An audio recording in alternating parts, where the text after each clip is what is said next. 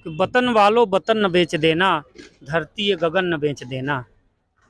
वतन वालों वतन न बेच देना, धरती ये गगन न बेच देना। शहीदों ने जान दी है वतन के वास्ते, शहीदों का कफन न बेच देना। वाह, बहुत बढ़िया। शहीदों का कफन न बेच देना। नमस्कार, मैं यहाँ जंतर मंतर दिल्ली में मौजूद हूँ और यहाँ पर पूर्व सैनिकों ने यहाँ पर वो अपना दर्द लेकर के आए हैं। राष्ट्रवाद की तो बात बहुत होती है और राष्ट्रवाद के नाम पर सेना की बात आती है, बिल्कुल आनी भी चाहिए, लेकिन जब उनको सेवा देने की बात आती है, उनको जो मिलने वाली पेंशन है, उनको मिलने वाली जो सेवाएं भत्ते हैं, उनको लेकर सरकार ठीक से काम नहीं कर रही है। और भाजपा तो आर्मी के नाम पे, ये पहली बार आजाद भारत में पहली बार ऐसा हुआ कि जब भाजपा ने आर्मी का नाम ले लेकर वोट मांगने की कोशिश की, यहाँ तक कि मनोज तिवारी आर्मी की ड्रेस पहन करके वो चुनाव प्रचार में चले गए थे, लेकिन उनका भी अपना दर्द है। बाहर ये बताया जा रहा है कि इस सरकार में हमारी सेना को बहुत मजबूत कर दिया गया, एक फ्री हैंड दे दिया गया है। हकीकत क्या है, 19 की जुबानी हम बात यहाँ सुनेंगे। सर, आप क्या मांगे लेकर के आए हैं और क्या रैंक थी आपकी? मैं सुखवंत मिश्रा, भूतपूर्व सैनिक, रीवा जिला, मध्य प्रदेश के रीवा जिला मऊगंज से आया हूँ। हमारी मांगें सरकार को जगाने के लिए है कि OROP हो गई, डिसेबिलिटी पेंशन हो गई, और कई मुद्दों पर हमने आज धरना प्रदर्शन यहाँ किया था। थोड़ा बताएंगे डिसेबिलिटी पेंशन क्या होती है? डिसेबिलिटी पेंशन का मतलब ये है कि जैसे लड़ाई में जब जवान और अफसर जाता है वहाँ पे, तो जब गोली लगती है तो वो गोली ये नहीं देखती कि अफसर है कि जवान है, वो गोली सही बात पहचान के नहीं लगती है।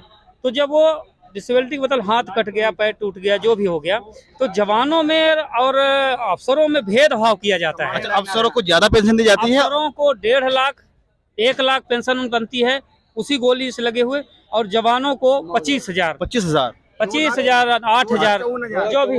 हाँ, तो भेदभाव किया जा रहा है। मैं सरकार से पूछना चाहता हूँ, भारत के प्रधानमंत्री जी से, रक्षा मंत्री जी से पूछना चाहता हूँ, क्या अफसरों के हाथ पैर सोने चांदी या लोहे के लगे होते हैं और जवानों के हाड़ मांस के होते हैं? तो क्यों ऐसा भेदभाव किया जा रहा है? सेना में भेदभाव हो रहा है? सेना में भेदभाव हो रहा है, उसी भेदभाव को लेके आज दर्शकों, आप ये भी बताइए कि 1 रैंक 1 पेंशन का जो ढिंढोरा सरकार पीटती, क्या है इसका मतलब? गलत है, पूरा जुमलेबाजी है। इस सरकार में कुछ भी सेना के नाम पर सिर्फ वोट लिया जा रहा है, जवानों के नाम पर वोट लिया जा रहा है, जवानों को सिर्फ ढिंढोरा पीटा जा रहा है, जवानों के नाम पे वोट लिया जा रहा है। आप एक भूतपूर्व सैनिक हैं? जी जी, बताइए। ये 1 रैंक 1 पेंशन केवल जवान के लिए होता था, अफसरों में नहीं होता था, मगर अफसर उसका बेनिफिट लेके अफसर 58 60 साल नौकरी कर लेता है। जवान है तो 16 साल 17 साल में आ जाता है, तो 32 से 34 साल 36 साल में रिटायर हो जाता है। तो उसमें क्या होता है कि 10-10 साल में उनको रिन्यू करते, जिसको नया आता है तो उसको पेंशन बढ़ती थी, तो उस हिसाब से 10 साल को उसको मिला के एवरेज बनाया हुआ था। तो वो सब अभी मतलब केवल बातों पे और बाकी मीडिया में बोल देते हैं, हाँ ये सब लागू आता है, वो ऐसा हुआ कुछ नहीं हुआ है। और कई चीज़ें हैं, जैसे कारें हैं, तो अफसर हर 8 साल बाद कार चेंज कर सकता है, जवान 2500 सीसी ले सकता है, जवान को खाली 1400 सीसी कार लागू हो, वो भी रिटायर होने के बाद एक ही कार ले सकता है। जो जवान 34 साल में रिटायर होकर आ रहा है, अफसर 60 साल में रिटायर होकर रहा था। अफसर को हर 8 साल में 2500 सीसी कार अथराइज है, और जवान 34 साल रिटायर होकर मतलब 34 साल 35 साल जी रहा है, उसको एक कार लागू है, वो भी 14 सीसी की। अच्छा, कुछ भूतपूर्व सैनिक बड़े बड़े चैनलों पे आते हैं, वो तो कहते हैं कि सरकार में सब कुछ ठीक हो गया है।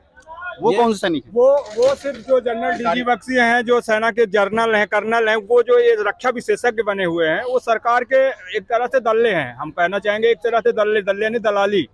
उनको अपना वोट बैंक किसी राज्य का राज्यपाल बन जाना, ये इसके लिए वो आते हैं। आपको मैं बता दूं, सेना किसी के बाप की जागीर नहीं है। हिंदुस्तान का हर व्यक्ति, 130 करोड़ की आबादी वाला हर व्यक्ति देश के लिए टैक्स पेड करता है, और उस टैक्स के पैसे से सेना चलती है। कोई भी सरकार क्या कह दे कि सेना हमारी है, सेना किसी सरकार की नहीं है। सरकार हर 5 साल में चेंज हो जाती है, लेकिन सेना कभी नहीं चेंज होती। सेना वही होती है, और सेना हर देश के हर व्यक्ति को सुरक्षा चाहिए, इसलिए सेना हर देश की है, किसी के बाप की जागीर नहीं है। और जिस तरह से सेना के अंदर जवानों का शोषण किया जाता है, सहायक प्रथा को लेकर हो, मैं खुद सेना के अंदर, आप मेरा गूगल में सर्च करेंगे, यज्ञ प्रताप सिंह, लसनायक यज्ञ प्रताप सिंह, मैंने सेना में रहते हुए सहायक प्रथा का विरोध किया था। परिणाम क्या हुआ, मेरा खुद का शोषण किया गया। अच्छा था कि मैं केस जीता और अभी यहाँ पर प्लेटफॉर्म में खड़ा हूँ। हिंदुस्तान एक विश्व का पहला ऐसा देश है जहाँ पर जवानों को, सेना के अधिकारियों को एक सहायक की जरूरत पड़ती है। सेना के अंदर जो अधिकारी अपना हथियार नहीं ले सकता, अपना पिट्ठू नहीं उठा सकता, तो वो युद्ध क्या लड़ेगा? ऐसे अपाहिजों को सेना में जरूरत नहीं है। जो अधिकारी सेना में अपाहिज पना के लिए भर्ती होते हैं उनको सेना में होना ही नहीं चाहिए। सेना के अंदर एक लड़ाकू योद्धा की जरूरत है, एक दौड़ते घूमते और चुस्त फुर्त व्यक्ति की जरूरत है। जो अधिकारी अपना खुद का वेट नहीं उठा सकते उनको एक सहायक की जरूरत है। राइफल उसका बड्डी लेकर 1 किलोमीटर दूर बैठा हुआ है तो वो लड़ाई क्या लड़ेगा। 2014 से पहले जब हमारी आर्मी युद्ध करती थी या जब बड़े लेवल पे देश का नाम रोशन करती थी तो क्रेडिट आर्मी को मिलता था। पहली बार हम देख रहे हैं कि स्ट्राइक के नाम पे बोला जाता है कि मोदी जी ने स्ट्राइक की। क्या वो हमारे जवानों ने स्ट्राइक की थी या मोदी जी ने स्ट्राइक की? इसको क्लियर कीजिए। मैंने पहले ही स्पष्ट कर दिया कि सेना किसी की बाप की जागीर नहीं है, ना तो मोदी की है और ना किसी की है। देश के अंदर जब संविधान लागू हुआ तो हमारे देश के अंदर हर व्यक्ति को सुरक्षा की जरूरत है। इसलिए चाहे वो भीख मांगने वाला व्यक्ति हो, वो भी टैक्स पेड कर रहा है, 5 रुपए का कुरकुरे ले रहा है उसमें वो जीएसटी दे रहा है, और चाहे करोड़पति हो वो भी टैक्स पेड कर रहा है, उसी के टैक्स के पैसे से सेना को पेमेंट मिलती है और हमको पेंशन मिलती है। हमारा परिवार आज भी उन्हीं के पैसे से चल रहा है। तो ये सेना किसी की नहीं है, सेना भारत देश की है। किसी राजनीतिक सरकारें तो 5 साल में बदल जाती हैं। इससे पहले कांग्रेस की थी, अब भाजपा की आ गई तो भाजपा की सरकार आ गई तो भाजपा की हो गई, कांग्रेस की रहेगी तो कांग्रेस की हो गई। बाकी जो देश के नागरिक 130 करोड़ सेना देश की है, सेना देश की है और देश की रहेगी, क्योंकि 130 करोड़ आबादी वाला देश है ये और हर व्यक्ति हमको टैक्स देता है, उसी के पैसे से मेरा परिवार चलता है। और मैं वहाँ सरहद पर खड़ा होकर ये नहीं देखता कि अब भाजपा की सरकार है तो मैं सरहद पे गोली चलाऊंगा, जिस दिन कांग्रेस की हो जाएगी उस दिन मैं नहीं चलाऊंगा। सरहद पे राजनीति नहीं होती है, सेना में राजनीति नहीं होती है। सेना एक स्वच्छ और अच्छी छवि वाली है, इसीलिए आज हमारा देश सुरक्षित है। जिस दिन सेना राजनीति करने लगेगी, जिस दिन सरहद पर खड़ा जवान राजनीति करने लगेगा, उस दिन हमारा देश पलक झपकते ही गुलाम हो जाएगा। एक बात मैं कहूँगा एक शेर के माध्यम से कि वतन वालों वतन न बेच देना, धरती ये गगन न बेच देना। वतन वालों वतन न बेच देना, धरती ये गगन न बेच देना। शहीदों ने जान दी है वतन के वास्ते, शहीदों का कफन न बेच देना। वाह, बहुत बढ़िया। शहीदों का कफन न और बेच देना। मोदी जी बोलते हैं कि मैं चौकीदार हूँ। अच्छा, एक सवाल मैं आखिरी पूछूंगा आपसे। 2014 के बाद से हमारी सेना कमजोर हुई है और ताकत बढ़ी है उसकी, क्या कहेंगे? सेना तो भारतीय सेना जो है वैसे तो पूरे वर्ल्ड के अंदर नंबर 1 सेना है। लेकिन जो 2014 के बाद में जो मोदी सरकार आने के बाद में जो डिस्क्रिमिनेशन जो किया जा रहा है, जो डिस्क्रिमिनेशन करने के वजह से नेचुरल तौर पे इसमें कोई दो राय नहीं है कि सेना के जवानों का मनोबल गिरा है। तो इसलिए हम ये चाहते हैं कि ये हमारा जो वैसे तो विदेशों के अंदर मोदी साहब ढिंडोरा पीटते हैं कि वर्ल्ड को लीड करेगा हिंदुस्तान, तो कैसे कर पाएगा? अगर वर्ल्ड को लीड करना है तो जिस देश की सेना मजबूत होगी वो ऑटोमेटिक लीड कर लेगा। अभी आप एग्जांपल ले सकते हैं यूएसए जो वर्ल्ड को इस समय एट प्रेजेंट लीड कर रहा है तो उसकी सेना मजबूत है, उसकी अर्थव्यवस्था भी मजबूत है। तो हिंदुस्तान को अगर वर्ल्ड को लीड करना है तो अब उसकी अपनी सेना का मनोबल को हमेशा ऊपर रखना पड़ेगा। और सेना का मनोबल तभी ऊपर रह सकता है कि जो अपनी जान को जोखिम में डाल के जो बॉर्डर पे देश रक्षा करता है वो उसको ये उम्मीद होती है कि उसके बदले में मेरे को कुछ पैसा मिलेगा जिससे मेरा परिवार पलेगा। लेकिन अगर सरकार उसी में भेदभाव करना शुरू कर देगी तो नेचुरल तौर पे जो है जवानों का मनोबल गिरेगा। तो 2014 के बाद में मोदी सरकार ने ना केवल एक ओआरओपी के अंदर दूसरा आप बोल सकते हो जो अपनी मिलिट्री सर्विस पे एक ऐसी जो होती है, मिलिट्री सर्विस पे जो है एक सेना जोखिम भत्ता होता है, जोखिम भत्ता। बाकी जो अधिकारी और जो जवान जेसीओ होते हैं उनकी जो अपनी क्वालिफिकेशन के आधार पे उनका जो पे एंड वेतन अलाउंस है, जो वेतन फिक्स होता है, लेकिन जो जोखिम भत्ता होता है वो तो सभी को बराबर होना चाहिए। अब मिलिट्री सर्विस पे जो एक ऑफिसर को जो कि पीछे रह के लीड करता है, जो जिसको सारी सुविधा पीछे मिलती है बैक से, उसको 15,500 रुपए, और एक जवान जो आगे फ्रंट में गोली खाने के सबसे आगे होता है, जो रात को ड्यूटी देता है बर्फ के अंदर फ्रंट पे रहता है, सबसे पहले गोली उसके सीने में लगती है, उसको 5200 रुपए। ये कहाँ का न्याय? और नर्सिंग जो नर्सेज जो हॉस्पिटल के अंदर जो सिविल स्टाफ होता है, सिविल नर्सेज होती हैं जिनका फील्ड में कोई काम ही नहीं होता, उनको 10,500 रुपए। ये कहाँ का न्याय है? ये तो सरेआम भेदभाव किया जा रहा है। जो नर्सें हैं उनको इतना पावर नहीं है, वो डॉक्टर की लिखी हुई पर्ची को सिर्फ दवा को दे सकती हैं, इंजेक्शन लगा सकती हैं। वो डॉक्टर भी नहीं है, इतनी क्वालिफाई नहीं है।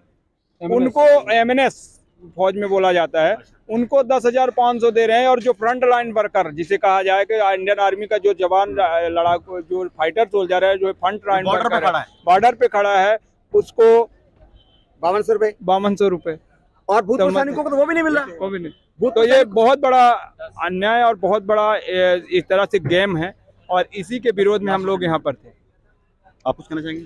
दोस्तों सर यही है कि भेदभाव जो हमारी सरकार कर रही है जवान और अफसर में, ये भेदभाव खत्म करना चाहिए।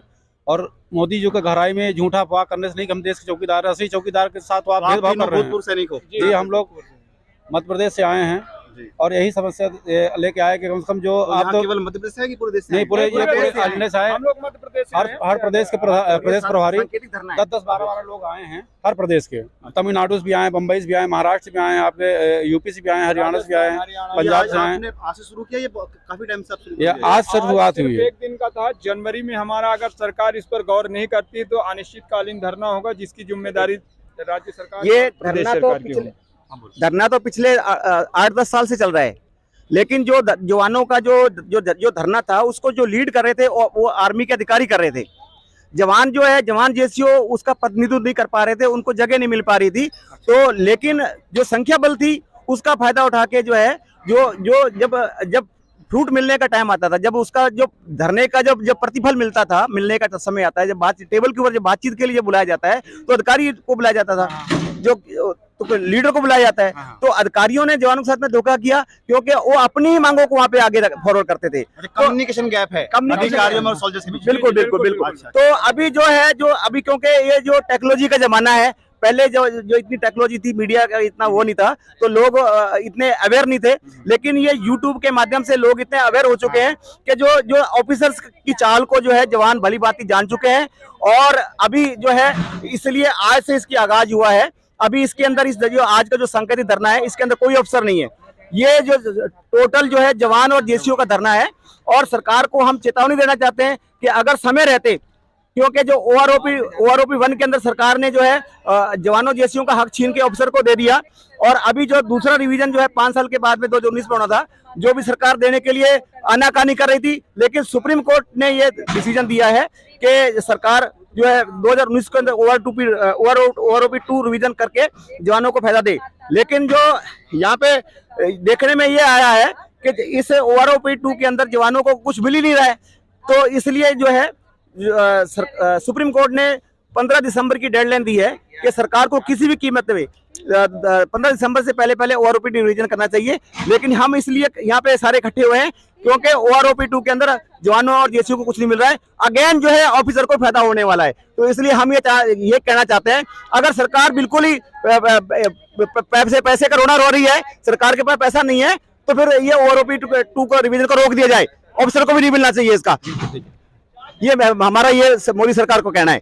बहुत बहुत धन्यवाद हमसे बात करने के लिए। दर्शकों, आपने देखा जो बड़े बड़े चैनलों पे जो दिखाया जाता है, इन्होंने बताया कि वहाँ सिर्फ ऑफिसर्स जाते हैं जो अपनी बात रखते हैं, लेकिन उनका जो स्टेटमेंट है वो आम सोल्जर से मैच नहीं खाता है। ग्राउंड पे सच्चाई कुछ और है, ऑफिसर वहाँ पे कुछ और सच्चाई रख रहे हैं। जंतर मंतर पे आके ये पता लगा कि हाँ, पूर्व सैनिकों की भी बहुत समस्याएं हैं, सरकार को इस ओर ध्यान देना चाहिए। धन्यवाद।